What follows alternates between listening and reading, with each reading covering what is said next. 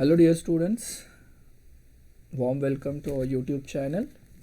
इस video lecture में हम देखने वाले हैं practice question paper of plant physiology. देखिए, इसमें भी हमने 3 क्वेश्चन पेपर प्रैक्टिस पेपर आपको दिए हुए हैं। पूरी फिजियोलॉजी जो है आपकी, उसमें से क्वेश्चंस बनाए हुए हैं। ठीक है, सो देखिए, फर्स्ट क्वेश्चन जो होगा उसमें define of ascents of Saif, what is seed dormancy, English the type of transpiration, plant physiology, symbiotic nitrogen fixation, right any 2 factors affecting the rate of water absorption. देखिए, यहाँ पे नाइट्रोजन फिक्सेशन और transpiration, ये वाला जो चैप्टर है वो those are very important chapters. Okay, उसके ऊपर क्वेश्चंस बनेंगे ही बनेंगे आपके। देखिए, explain the non symbiotic nitrogen fixation with the help of suitable example.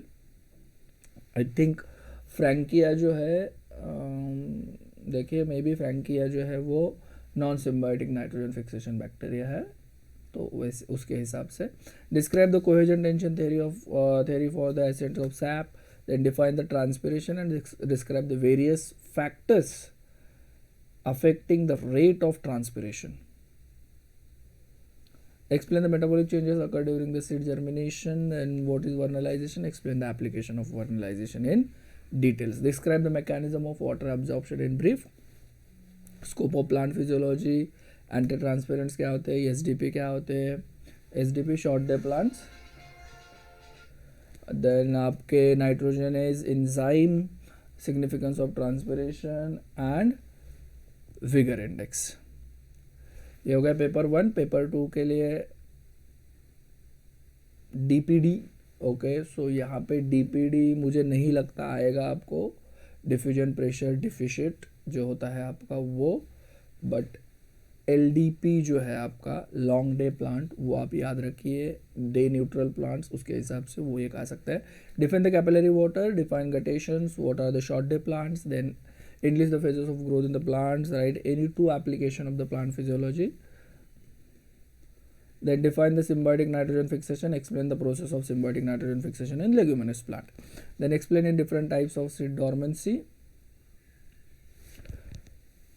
then explain the mechanism of opening and closing of stomata with respect to the Stewart's hypothesis। दो है, Stewart hypothesis है और दूसरा आपका active K plus transport mechanism, वो वाला। Then describe the role of phytochromes to improve the seed germination, explain the concept of photoperiodism, draw a neat label diagram of stomata आ सकती है।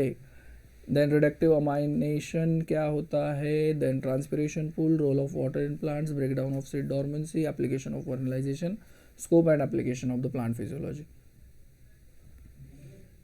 एमोनिफिकेशन, नाइट्रिफिकेशन, डीनाइट्रिफिकेशन कुछ भी आ सकता है, exudation है, vernalization, leg haemoglobin का क्या रोल है, that is very important. Okay, oxidation जो है वो प्रिवेंट कर देता है, नहीं तो नाइट्रोजनस एंजाइम खराब हो जाएगा। So leghaemoglobin is very important.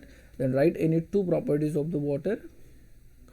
Then देखिए, यहाँ मैंने डाल दिया, मैंने explain the mechanism of opening and closing of stomata by active K plus transport mechanism.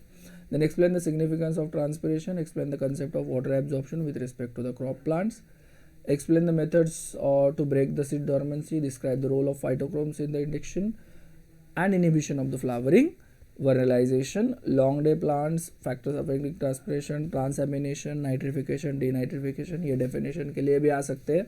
Structure of stomata के बारे में आपको पूछा जा सकता है, तो स्ट्रक्चर के बारे में लिखिए, गार्ड सेल्स क्या होते हैं, सस्पेंसरी सेल्स क्या होते हैं। Okay, then factors affecting ascents of saps. So ये कुछ क्वेश्चंस थे।